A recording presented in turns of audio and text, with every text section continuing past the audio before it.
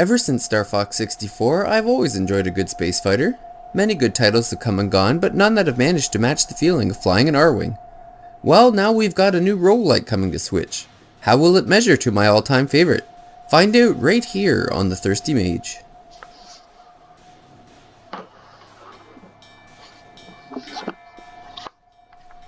With all of the roguelikes showing up on the Switch, it was only a matter of time before one would be a space fighter. I'm not complaining, but I also know it's incredibly tough to get the feeling of space combat right. Many have tried, and many have failed. Everspace from Rockfish Games gets a whole lot right. It's got exploration, progression, and most of all, dogfighting in space.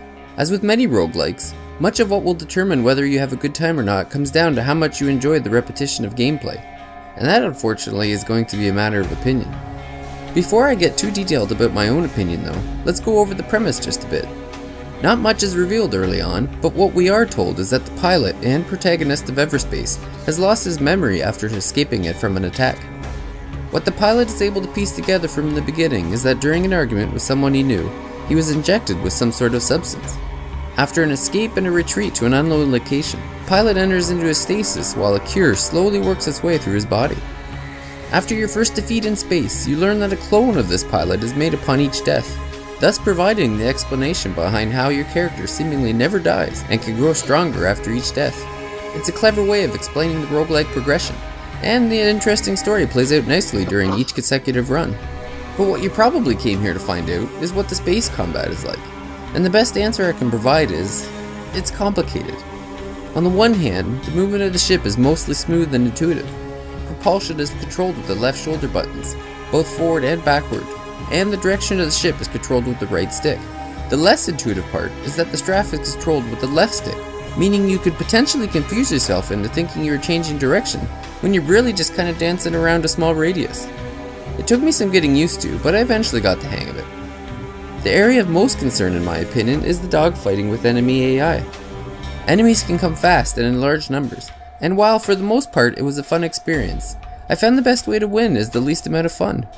After a few short runs, I discovered that the best strategy to survive, when a bunch of enemies are beginning to swarm you, is to stop propulsion, sit still, and strafe and shoot. Enemies seem to have a harder time hitting a stationary target than one that is moving, and aiming at enemies becomes infinitely easier at the same time.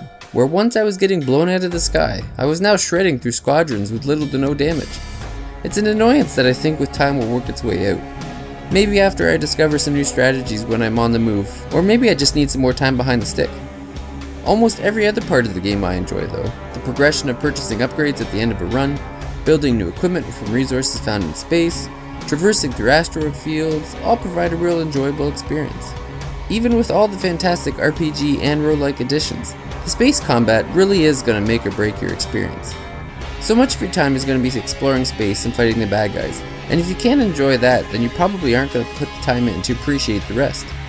I may not have given Everspace the most glowing recommendation so far, but I will say that I've had a whole lot of fun playing, and I haven't given up on it yet.